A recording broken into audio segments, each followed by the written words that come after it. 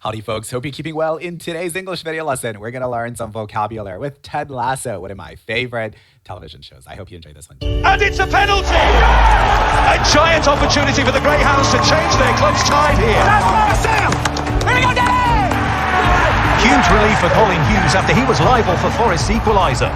The first word of the lesson is liable. The commentator says that this player was liable for an equalizer. So what does that mean? If you're liable for something, you're responsible for doing something which usually has a negative impact. So maybe he committed a foul. Maybe he scored an own goal, and that's why he was responsible for the equalizer.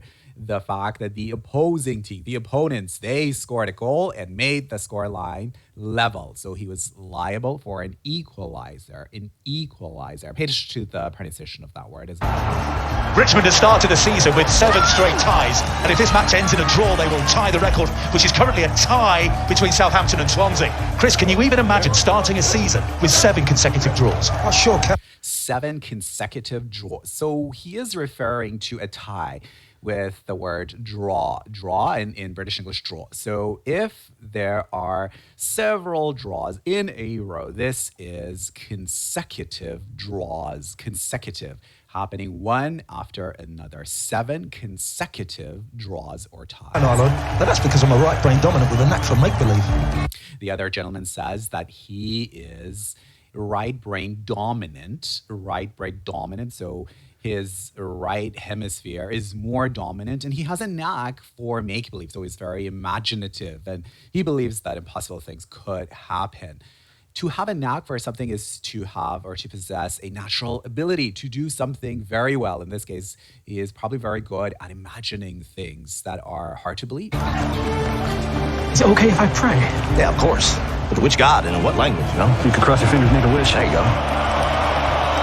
The Richmond faithful, who've recently gone through so much, still fervently behind their club. They are fervently behind their club.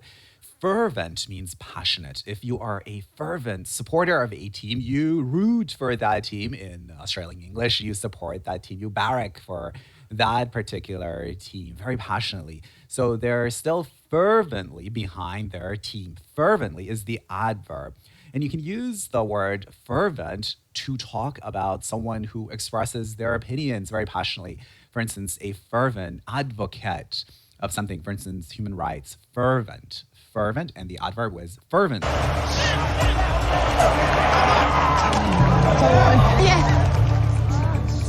And a hush falls over Nelson Road. A hush falls over. So this is a great way for you to say that everyone is very quiet. A hush falls over. I love that combination of words.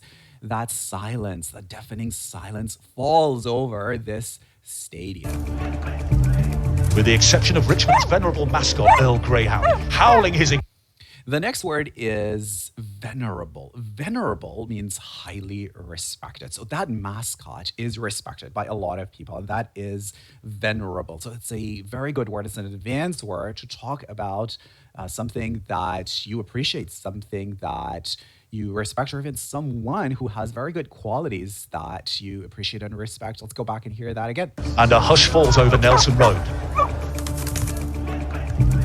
With the exception of Richmond's venerable mascot, Earl Greyhound, howling his encouragement.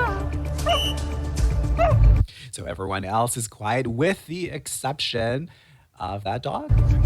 Will Danny Rojas deliver the good boy their first win of the season? Please. Football is life. Hope you guys love this lesson. Thanks for watching.